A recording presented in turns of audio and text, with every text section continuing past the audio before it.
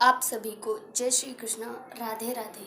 दोस्तों, आज हम एक वीडियो के माध्यम से उस व्यक्ति के बारे में जानने वाले हैं जिसकी वजह से पूरी दुनिया कृष्ण की भक्ति करने लगी है और हम जहाँ कहीं भी देखते हैं हमारे कृष्णा जी की पूजा करते हुए लोग दिख जाते हैं, खासकर विदेशों में। तो चलिए जानते हैं। उस व्यक्ति का नाम है शील प्रभुपाद। वह जब 70 वर्ष के हो चुके थे तो वह अमेरिका गए और वहाँ उन्हें कोई नहीं जानता था।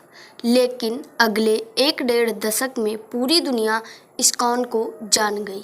देश में घूमते समय या कहीं बाजार में, रेलवे स्टेशन पर अक्सर भगवा धारण किए हुए कुछ विदेशी लोग आपको हरे कृष्णा हरे रामा जपते हुए मिल जाएंगे।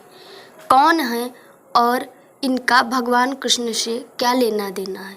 ज़्यादातर अंग्रेज, अमेरिकी या यूरोपीय देशों के लोग स्वामी प्रभुपाद की वजह से कृष्ण भक्ति की ओर आकर्षित हुए।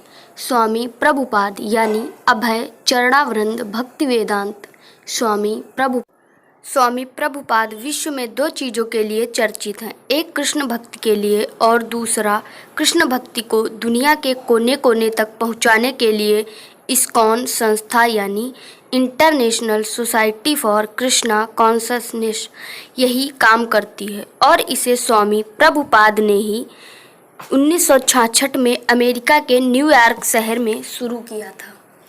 केवल 52 साल पुरानी इस संस्था के दुनिया में 850 से ज़्यादा मंदिर और 150 से ज़्यादा स्कूल और रेस्टोरेंट हैं।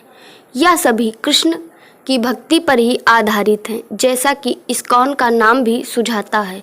वे केवल कृष्ण का प्रचार करते थे। स्वामी प्रभुपाद कौन थे, क्या हैं, कुछ खास जानते हैं। भक्ति वेदांत स्वामी प्रभुपाद का जन्म 1896 ईस्वी में कोलकाता में बिजनेसमैन के घर में हुआ था। उनके पिता ने अपने बेटे अभय चरण का पालन पोषण ही एक कृष्ण भक्त के रूप में किया, जिससे उनकी श्रद्धा कृष्ण में बढ़ती चली गई। प्रभुपाद ने 26 साल की उम्र में अपने गुरु सरस्वती गोस्वामी से मुलाकात की और 37 वर्ष की उम्र में विधिवत दीक्षा प्राप्त कर शिष्य बन गए और पूरी तरह कृष्ण की भक्ति में लीन हो गए। प्रभुपाद अलग अलग गुरुओं से मिलते रहते और उन्हें एक गुरु भक्ति सिद्धांत सरस्वती ठाकुर ने उन्हें सुझाया कि वे अंग्रेजी भाषा के माध्यम से ज्ञान का प्रसार करें। प्रभुपाद ने श्रीमद् भगवत गीता पर एक टीका लिखी और गौड़ीय मठ के कार्य में सहयोग दिया।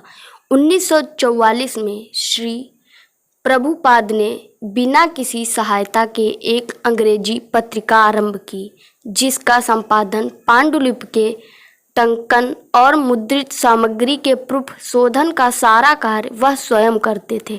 बैक टू गॉड हेड नामक यह पत्रिका पश्चिमी देशों में भी चलाई जा रही है और 30 से अधिक भाषाओं में अभी तक छप रही है। प्रभुपाद के दार्शनिक ज्ञान एवं भक्ति की महत्ता पहचान कर गौड़ीय वैष्णव समाज ने 1947 में उन्हें भक्ति वेदांत की उपाधि से सम्मानित किया, जो अब उनके नाम से जुड़ा है। 1959 में उन्होंने संन्यास ग्रहण कर लिया और श्री राधा दामोदर मंदिर में ही 18,000 श्लोक संख्या के श्रीमद् भागवत पुराण का अनेक खंडों में अंग्रेजी में अनुवाद और व्याख्या की। श्रीमद् भागवत के प्रारंभ के 3 खंड प्रकाशित करने के बाद श्री प्रभुपाद सितंबर 1965 ईस्वी में अमेरिका गए। जब वह भारत से अमेरिका के लिए रवाना हुए थे तो उनके पास कुछ किताबें और कपड़ों के अलावा कुछ नहीं था। वो यहाँ के मालवाहक जहाज से अमेरिका पहुँचे। उनके पास पैसे भी नहीं थे, ना ही कोई अमेरिका में उन्हें जानता था, लेकिन महज 1.5-2 साल में ही उन्होंने वहाँ कृष्ण भक्तों का एक ग्रुप खड़ा कर दिया। इस्कॉन की संस्था के बारे में जानते हैं।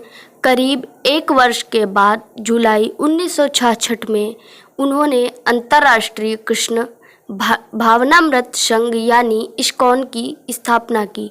उन्होंने अपने जीवन का आखिरी दशक संस्था को स्थापित करने में ही बिताया। चूँकि वह सोसाइटी के नेता भी थे, इसलिए उनका व्यक्तित्व और प्रबंधन कौशल इस्कॉन के विकास और उसके मिशन की पहुंच के लिए जिम्मेदार थे। 1966 में इस्कॉन को स्थापित करने के समय उन्हें सुझाव दिया गया था कि शीर्षक में कृष्ण चेतना के बजाय भगवान चेतना बेहतर होगा। उन्होंने इस सिफारिश को खारिज कर दिया। उन्होंने कहा कि कृष्ण के नाम में भगवान के सभी रूपों की और अवधारणाएं शामिल हैं। भक्तों के बढ़ने के बाद और न्यूयॉर्क में एक मंदिर स्थापित किया गया था। 1967 में सैन फ्रांसिस्को में एक और केंद्र शुरू किया गया और वहां से उन्होंने पूरे अमेरिका में शिष्यों के साथ यात्रा की। सड़क पर चलते हुए चिंतन, पुस्तक का वितरण और सार्वजनिक भाषणों के माध्यम से आंदोलन को लोकप्रिय बनाया गया। इस्कॉन और बीटल्स 1977 तक खोले गए 108 विश्वव्यापी मंदिरों में से एक भारत के वृंदावन में कृष्णा बलराम को समर्पित था। इस्कॉन की स्थापना के बाद सैन फ्रांसिस्को मंदिरों से कुछ भक्तों को लंदन, इंग्लैंड भेजा गया, जहां वे 60 और 70 के दशक के सबसे popular rock band the Beatles के संपर्क में आए।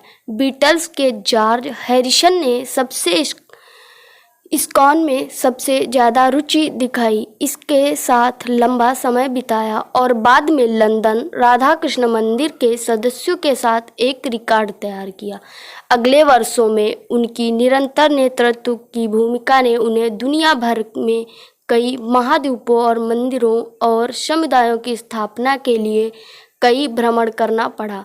1977 में वृंदावन में उनकी मृत्यु के समय तक इस्कॉन वैष्णवों के लिए अंतर्राष्ट्रीय स्तर पर एक ज्ञात अभिव्यक्ति बन चुका था। कमेंट बॉक्स में ज़रूर से बताइएगा कि आप लोग श्रील प्रभुपाद जी के बारे में पहले से जानते थे या नहीं, और आपको इनके बारे में जानकर कैसा लगा। जय श्री कृष्णा, जय श्री राधे। मिलते हैं अगली नई